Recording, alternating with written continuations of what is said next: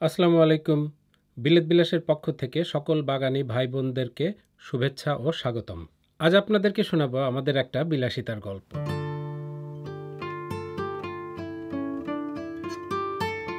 আমাদের ইউকের বাসায় এই ১২ মাসি জাতের গন্ধরাজ লেবুটি আমরা প্রায় দীর্ঘ ৮ বছর ধরে লালন পালন করছি। ছোট্ট এই গাছটি টবে থাকা সত্ত্বেও এখানে সারা বছর ফুল ধরে, পাশাপাশি লেবুও থাকে। বাংলাদেশের মতো উষ্ণ আর্দ্র জলবায়ুতে এই লেবু গাছগুলো যত সহজেই চাষ করা যায়, কিন্তু বিলেতের আবহাওয়ায় সম্পূর্ণ বিপরীত অবস্থা।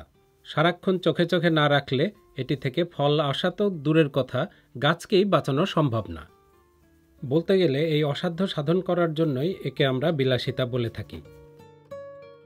অনেক দর্শকই জানতে চেয়েছেন কিভাবে এই লেবু গাছের আমরা পরিচর্যা করি। তো আমরা ভেবেছি যে আগে পুরোপুরি আমরা নিজেরা রপ্ত করে নেই, তারপরেই না সেই অভিজ্ঞতা লব্ধ জ্ঞান আপনাদের মাঝে বিতরণ করার দুঃসাহস করব। তাই আজ শুরু করলাম মাটি দিয়ে, এরপর একে একে অন্যান্য বিষয়গুলো নিয়ে আলাপ করব। তবে আবারও বলে নিচ্ছি, ইউকের আবহাওয়ায় যদি লেবুর ফলন পেতে চান, তাহলে প্রথম এবং শেষ যে জিনিসটি লাগবে সেটা হলো ধৈর্য।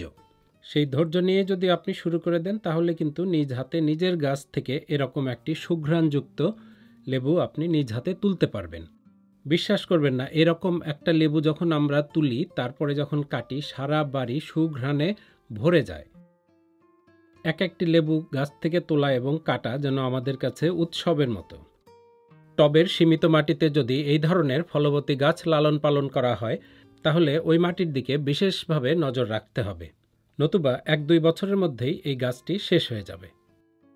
যদি দেখা যায় টবের লেবু গাছ আগের মতো আর সবুজ আর সতেজ নেই, আবার পাতা হলুদ হয়ে যাচ্ছে কিংবা ফুল ফলও কমে গেছে, তখন বুঝতে হবে এটি সাধারণত মাটির সমস্যার কারণেই হয়ে থাকে। তাই আজ আমি আপনাদের দেখাবো কেন লেবু গাছের মাটি পরিবর্তন করাটা খুবই জরুরি, এটা কখন করতে হবে এবং কিভাবে করতে হবে তার সঠিক উপায় একদম সহজ ভাষায় দেখিয়ে দেব।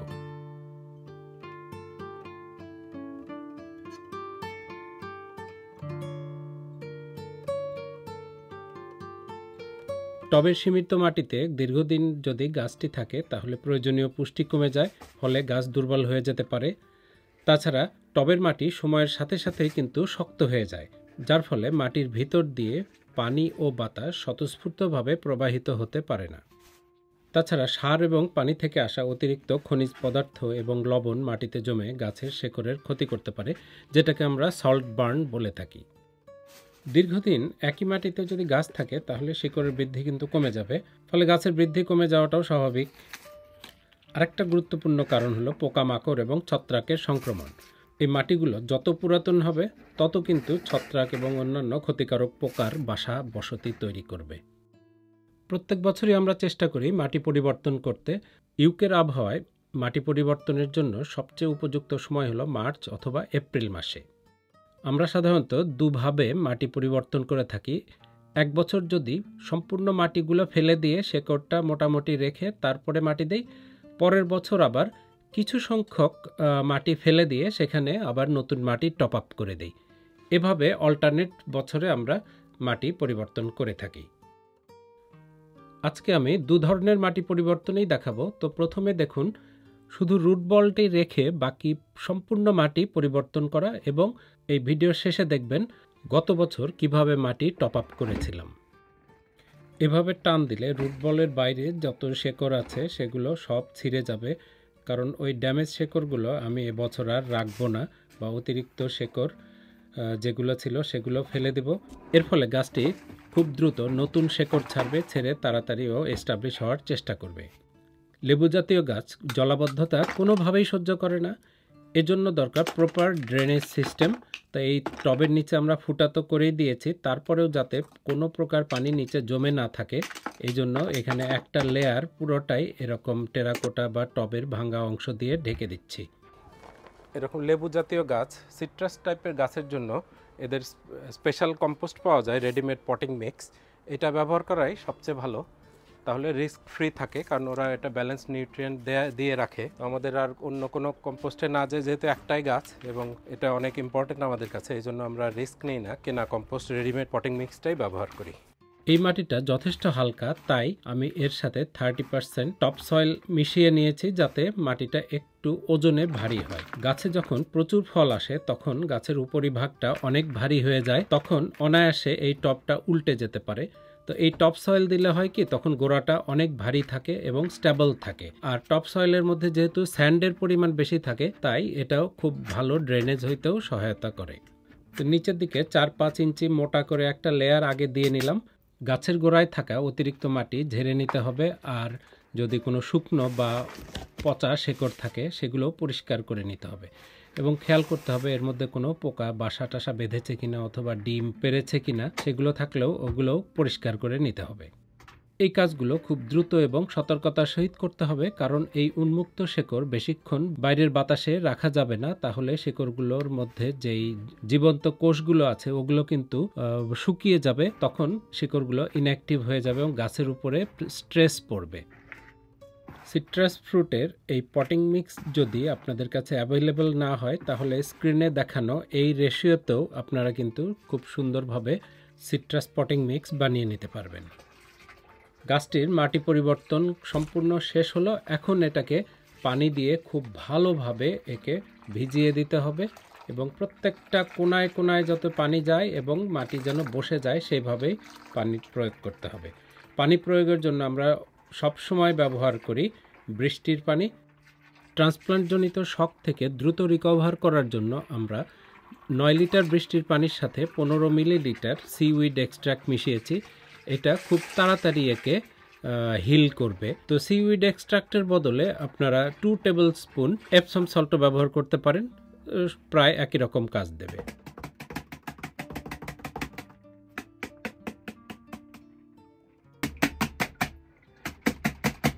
এভাবে করে পানি দিয়ে দিয়ে আস্তে আস্তে এভাবে ট্যাপ করলে ধীরে ধীরে যত ফাঁকা আছে শিকড়ের খাঁজে খাঁজে সব জায়গায় যে মাটিগুলো ঢুকে যাবে।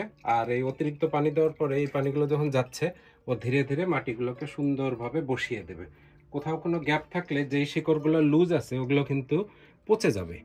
তো এই কারণেই এত কষ্ট করে এভাবে দেয়া। যেহেতু এটা বড় গাছ আমরা ট্রান্সফার করলাম এবং শিকড়গুলো সবগুলোই উন্মুক্ত হয়ে গেছে, তো এর জন্য এর মানে ময়েশ্চারের ঘাটতি হবে। এখন ওই শিকড়গুলো এখন অ্যাক্টিভ থাকতে পারবে না, এজন্য বাহির থেকে আমাকে ময়েশ্চার যোগান দিতে হবে। পাতার উপরে স্প্রে করে দিচ্ছি, আর পাতার উপর স্প্রে করে দেওয়ার পরে দেখা যাবে কিছুক্ষণ পরেই শুকিয়ে যেতে পারে। এজন্য এরপর এটার উপরে আবার প্লাস্টিক ব্যাগ দিয়ে ঢেকে দিতে হবে যাতে এখানে হিউমিডিটিটা অধিক থাকে, কারণ লেবু গাছ কিন্তু পানি পছন্দ কম করে, কিন্তু ওকে ওয়ার্ম হিউমিড ক্লাইমেটের মধ্যে রাখতে হয়। বাংলাদেশ হচ্ছে এর জন্য একটা উপযুক্ত জায়গা, সেই পরিবেশটা একে দিতে হবে। এজন্যই আমরা এখন এই পলিথিন দিয়ে এটাকে ঢেকে দিচ্ছি। মাটি পরিবর্তনের পর 4-5 দিন কোনোভাবেই সরাসরি সূর্যালোকে রাখা যাবে না।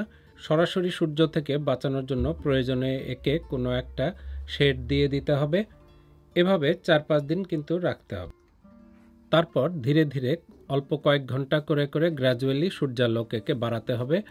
আর এভাবে 2 সপ্তাহ পরে সম্পূর্ণ গাছটি মাটির সাথে এবং সূর্যের সাথে মানিয়ে নেবে। এখন দেখবেন গত বছর কিভাবে মাটি বদলিয়েছিলাম সেই পদ্ধতিটা। তা এবছর যেহেতু সম্পূর্ণ মাটিটা বদলিয়ে দিলাম, তো আগামী বছর আবার এই গত বছরের মতো করে অল্প করে মাটি পরিবর্তন করব।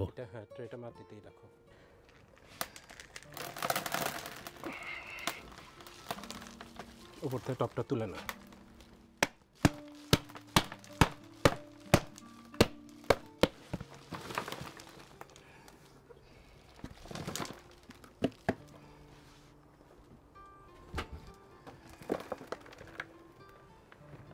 শিকড় টিকড় পচেই উঠছে, এজন্য এই ফুল আসার প্রয়োজন। আর এখন আমি যেটা করব, এখানে পাশ থেকে যতটুকু সম্ভব এই মাটি ঝুরে ফেলবো। একটু মাটি ফেলে দিচ্ছি সাইড থেকে, যাতে আমি নতুন মাটি একটু দিতে পারি। এই যে হালকা এরকম পাশ থেকে ছুঁড়ে ফেলে দিচ্ছি, ঝুরে ফেলে দিচ্ছি।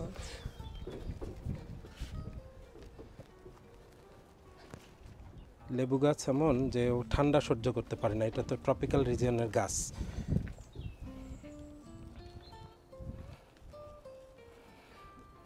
এই ঠান্ডা অঞ্চলের যে কিছু লেবু গাছ আছে সেগুলো মনে হয় একটু ডিফারেন্ট। একেবারেই লেবু গাছ যতই হোক তোমার মানে মাইনাস কখনোই সহ্য করতে পারে না। এই কম্পোস্টটা অনেক গরম ছিল ভিতরেরটা লেবুটা, কিন্তু আমাদের এটা অনেক একটু ঠান্ডা, এখনো গরম হয়নি।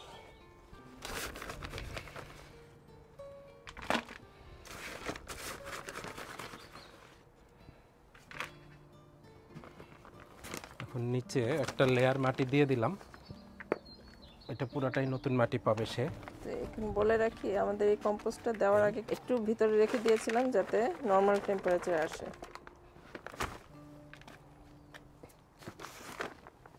মানে সেম সেম টেম্পারেচার হইতে হবে। এই যে নতুন কম্পোস্ট আর গাছের যে মাটি সেটার টেম্পারেচার যেন সেম থাকে সেই চেষ্টাটা করেছি। যেহেতু বছরের বেশিরভাগ সময় গাছটা আমাদের ভেতরেই রাখা হয়, সেজন্য আমরা আসলে বড় টবে দিতে পারছি না। দিতে পারলে খুব ভালো হতো, ঘরের ভিতর স্পেস কম।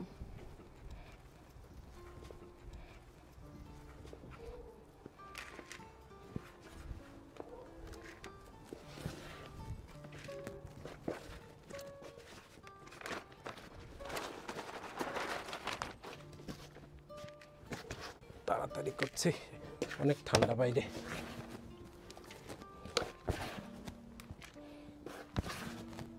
এখন এটা চেঞ্জ করা লাগছে কারণ হচ্ছে নতুন ফুল আসছে, কারণ সামার শুরু হয়ে যাবে, এই জন্য তাড়াতাড়ি ওকে রেডি করছি নেক্সট সিজনের জন্য।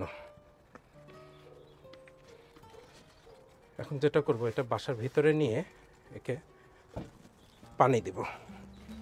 যে পানি দিলে যেই যেই গ্যাপ আছে ওই গ্যাপগুলো পূরণ হয়ে যাবে, সেখানে কম্পোস্ট ঢুকে যাবে, কম্পোস্ট সলিড হয়ে যাবে তখন। কারণ এমনি শেকড় ছড়াইছি, এই জন্য তার ভয় লাগতেছে, তাড়াতাড়ি নিয়ে যাই। ট্রান্সফার করার পরে সবচেয়ে গুরুত্বপূর্ণ যে কাজ সেটা হলো পানি দেয়া। এভাবে ভালো করে চিকন নল দিয়ে, এই পানিটা কিন্তু হইতে হবে একবার রুম টেম্পারেচার 20 ডিগ্রির উপরে থাকতে হবে, এটা খুব খেয়াল রাখতে হবে। কারণ কম্পোস্টও যাতে একেবারেই যেই তাপমাত্রায় ও ছিল পুরোপুরি ওই তাপমাত্রায় তাকে দিতে হবে, সে যেন কোনো ডিফারেন্সটা ফিল করতে না পারে, না হলে গাছ কিন্তু শকে চলে যেতে পারে, ইভেন মারাও যেতে পারে। তো এখন ধীরে ধীরে আমি এখন 2 লিটার পানি দিলাম এই প্রয়োজন অনুযায়ী। একটু পরে এই পানিটা চুষে গেলে নিচ দিয়ে বের হয়ে যাবে, তখন আমি আবার পানি দেব।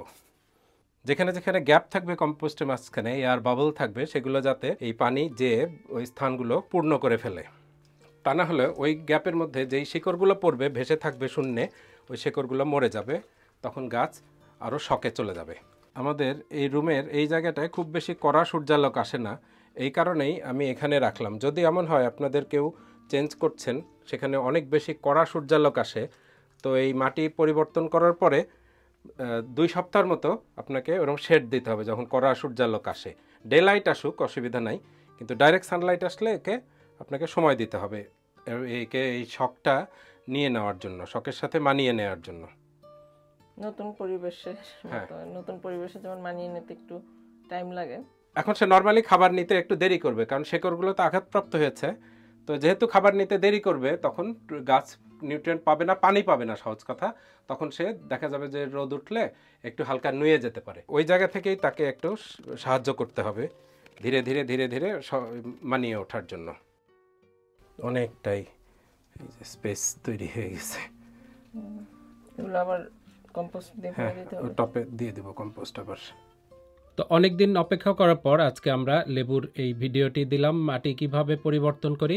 এরপর ধীরে ধীরে এক এক করে আমরা অন্যান্য বিষয়গুলো ভিডিও দেওয়ার চেষ্টা করব, যেমন এই লেবু গাছ থেকে কিভাবে আমরা লেবুর চারা কাটিং করে তৈরি করি, কিভাবে একে সার প্রয়োগ করি বা কি খাবার দেই, কিভাবে তাপমাত্রা নিয়ন্ত্রণ করি, কিভাবে সারা বছর রাখি, অথবা কিভাবে আমরা যখন হলিডেতে যাই তখন কিভাবে এটাকে লুক আফটার করি।